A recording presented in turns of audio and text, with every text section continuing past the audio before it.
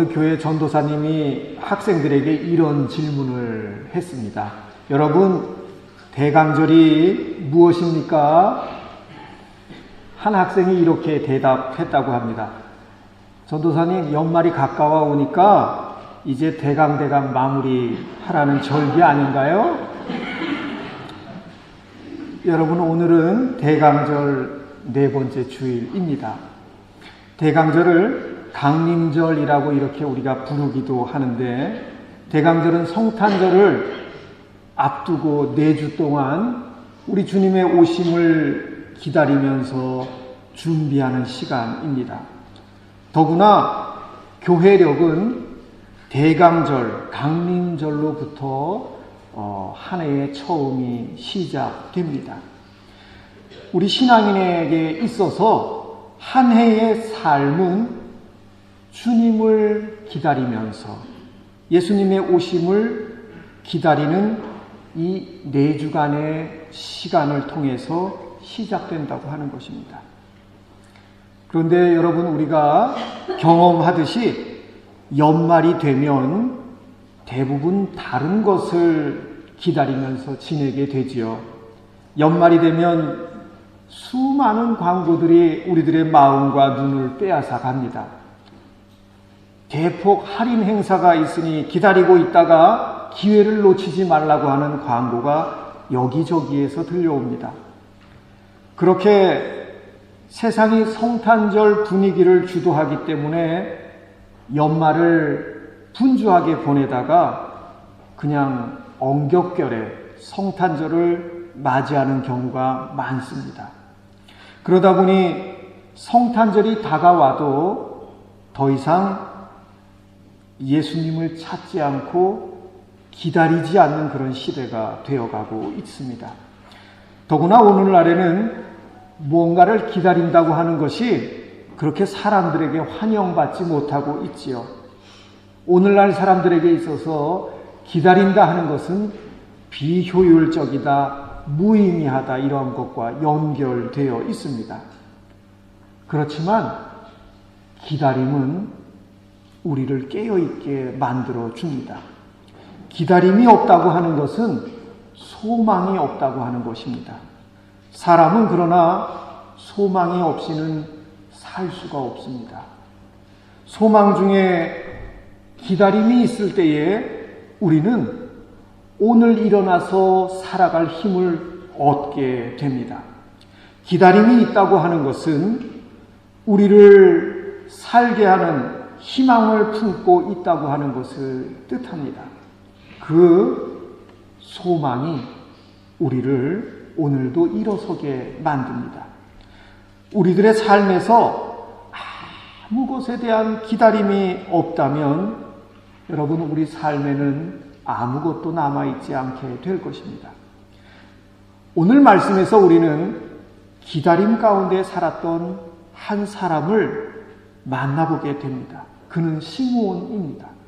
시므온은 평생을 기다림 가운데서 살았던 사람입니다. 오늘 말씀해 보니까 시므온을 두고 이스라엘이 받을 위로를 기다리는 사람이었다, 이렇게 전하고 있습니다. 이것은 시므온의 인생 전체를 표현하는 그러한 말씀이기도 합니다.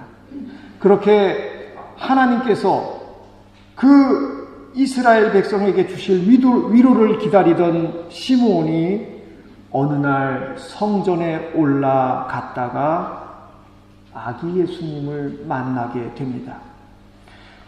예수님을 바라보는 이 시므온의 눈에는 눈물이 고입니다. 하나님의 위로를 기다리던 시므온이 예수님 안에서 하나님의 위로를 보았기 때문입니다. 머리카락 전체가 모두 휘어졌을 노인이 되어버린 이 시므온은 아기 예수님을 두 팔로 안고 기쁨에 차서 하나님께 찬송을 올려드립니다. 주님, 이제 주님께서는 주님의 말씀을 따라 이 종을 세상에서 평안히 떠나가게 해 주십시오. 내 눈이 주님의 구원을 보았습니다.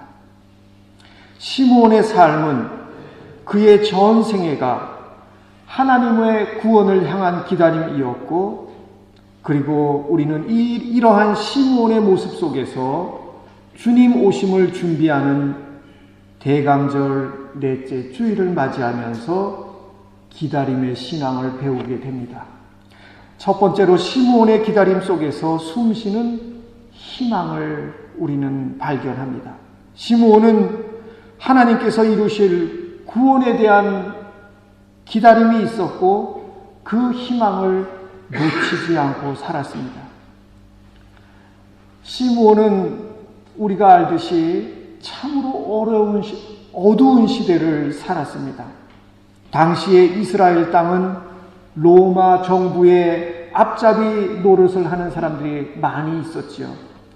지배자에게 아첨하면서 약한 사람들에게 권세를 휘두르는 사람들이 지도자라고 판을 치는 세상이었습니다.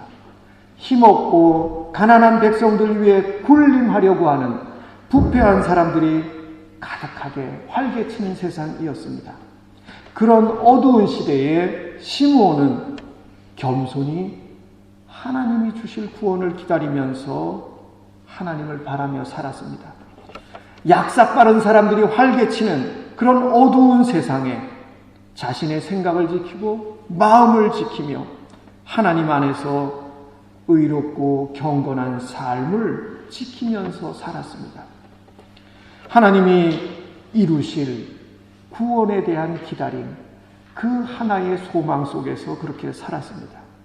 시므온의 모습 속에서 우리는 기다림은 희망을 놓지 않는 것이라고 하는 것을 발견하게 됩니다. 하나님의 약속된 구원에 대한 희망이 시므온을 살아가게 하는 힘이었던 것입니다. 하나님에 대한 희망은 시므온을 그 어두움의 한가운데 있는 세상 역사의 한가운데서 살아가면서도 깨어 있도록 만들어 주었습니다.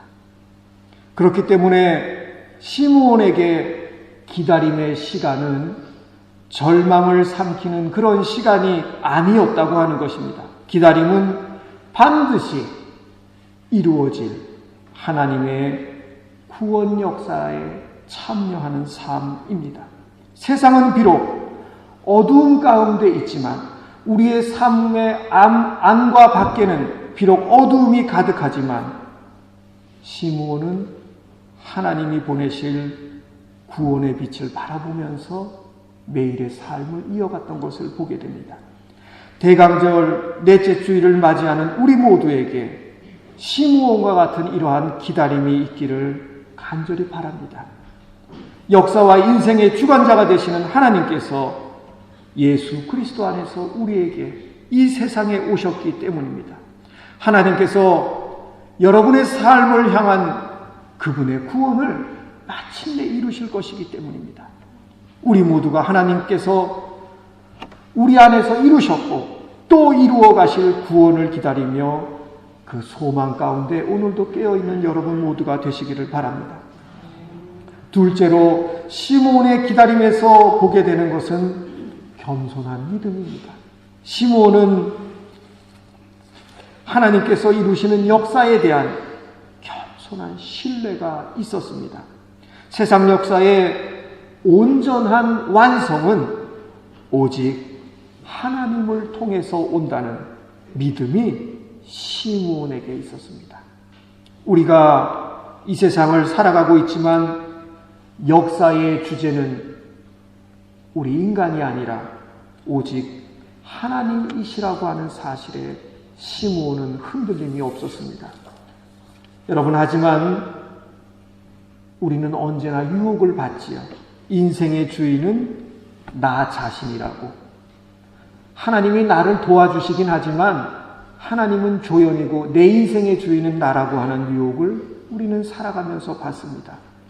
역사의 주인은 하나님이 아니라 인간이라고 하는 유혹을 우리는 받습니다.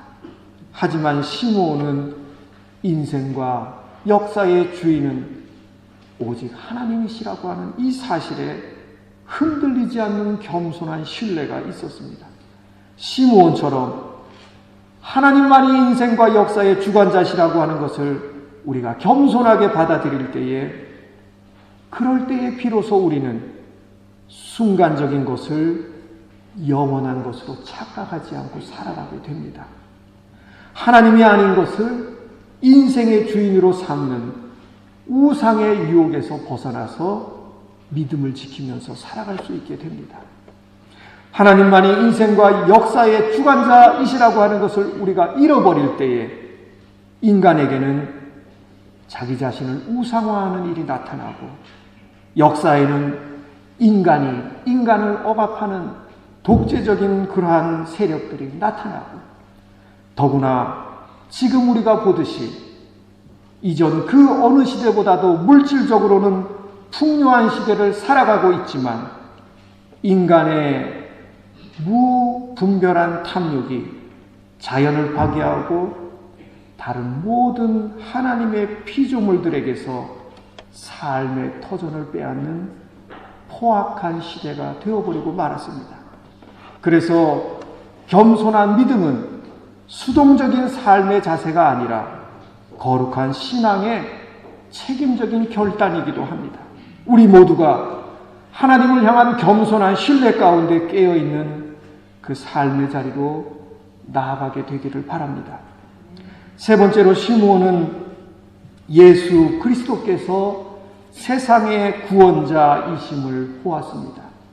시므온이 성전에서 예수님을 만났을 때에 하늘을 향해서 이렇게 찬송합니다. 내 눈이 주님의 구원을 보았습니다. 주님께서 이것을 모든 백성 앞에 마련하셨으니 이는 이방 사람들에게는 계시하시는 빛이요 주님의 백성 이스라엘에게는 영광입니다. 여러분, 우리가 이 주님을 만났기 때문에 우리는 오늘 이 자리에 있습니다. 죽음을 향해 달려가는 인생들에게 보여주신 그 하나님의 구원을 만났기 때문에 우리는 이 복된 자리에 있습니다. 성탄절이 되어서 가족을 만나는 것도 기쁜 일이고, 서로가 마음이 담긴 선물을 받으면서 그러한 기쁨을 나누는 것도 귀한 일입니다. 그렇지만 성탄을 기다리면서 우리가 마음에 새겨야 할 것은 세상의 빛으로 오신 예수님을 만나는 일일 것입니다. 우리는 시므온을 통해서 예수님을 만나기 위해 온 마음을 다해서 일생을 기다린 한 사람을 봅니다. 어두움이 가득한 시대에 희망을 저버리지 않고 하나님께서 주실 위로를 기다린 한 사람을 봅니다. 그는 예수 그리스도 안에서 온 세상을 위한 빛을 보았고 하나님의 구원을 보았습니다. 오늘 교우 여러분들께서 내년도 카렌다를 받으시게 될 터인데, 2020년 카렌다는 찬송가 96장을 중심으로 예수님을 매달 묵상하도록 그렇게 제작이 되었습니다. 96장 찬송 여러분들이 다 잘 아시지요? 예수님은 누구이신가? 라고 하는 찬송입니다. 여러분, 예수님은 누구이십니까? 그분은 우는 자의 위로이십니다. 약한 자의 강함입니다. 추한 자의 정함이요 온 교회의 머리가 되십니다.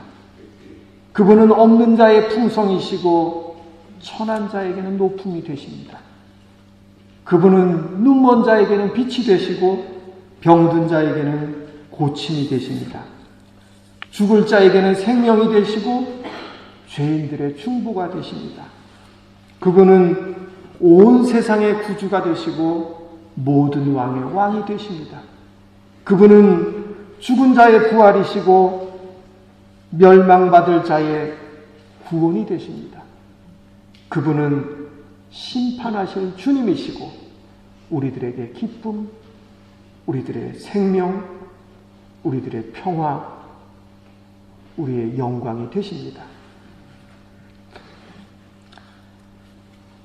미국과 라틴 아메리카가 시작되는 그 사이 멕시코 옆쪽에 카리브해의 세인트 토마스라고 하는 조그만 섬이 있습니다.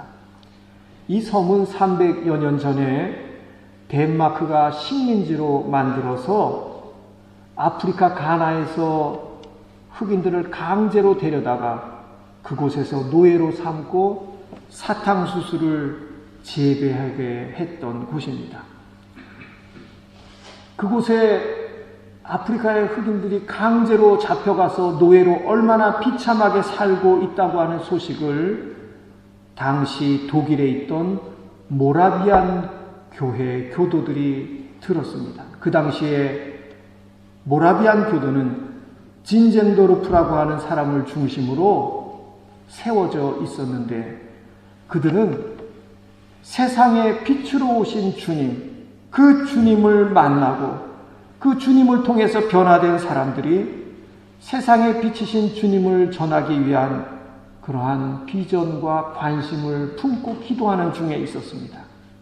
이 교회가 세인트 루이스라고 하는 곳에서 일어나고 있는 그러한 일들, 그들이 어떻게 살아가고 있는지를 들었을 때에 그들에게 주님을 전할 사람들을 찾았습니다. 그리고 26명의 사람들이 내가 그곳에 가서 세상에 비치신 주님을 전하겠다고 자원했습니다. 그 중에 2사람이 그곳에 선교사로 파송되었습니다. 그 당시에는 물론 모두가 평신도 선교사들이었지요. 그들이 그 땅에 가려고 할 때에 자유인이었기 때문에, 노예가 아니었기 때문에 그 섬에 마음대로 들어갈 수 없었습니다. 그래서 그들은 온 세상에 비치신 예수님을 전하기 위해서 스스로 노예가 되기를 자청합니다. 덴마크 여왕에게 스스로 노예가 되기를 자청하고 그 섬에 들어갔습니다. 그렇게 세인트 루이스 섬에 들어가서 그들과 똑같이 낮에는 사탕수수 농장에서 일을 하고 밤에는 그들과 함께 하나님의 말씀을 나누면서 그리스도를 전했다고 합니다. 지금도 그 섬에 가면 그 2분의 모라비안 선교사들의 그러한 기도를 통해서 세워진 교회가 변함없이 서 있다고 합니다. 세상의 빛으로 오신 주님을 만난 사람들을 통해서 하나님은 지금도 그분의 구원 역사를 이루어 가십니다. 우리에게 그 주님을 만나기 위한 기다림이 있기를 바랍니다. 우리가 기다리지 않아도 성탄절은 오지만 그렇게 맞이하는 성탄절은 가장 큰 기쁨은 놓치고 마는 그 기쁨을 잃어버린 성탄절이 되고 말 것입니다. 우리 모두가 시므온이 만난 그 주님, 시므온이 고백했던 세상의 빛, 구원자를 새롭게 만나서 세상을 향한 하나님의 구원 역사를 향해서 나아가는 저와 여러분, 우리 디셀도르프 한인교회가 되기를 주님의 이름으로 간절히 축원합니다.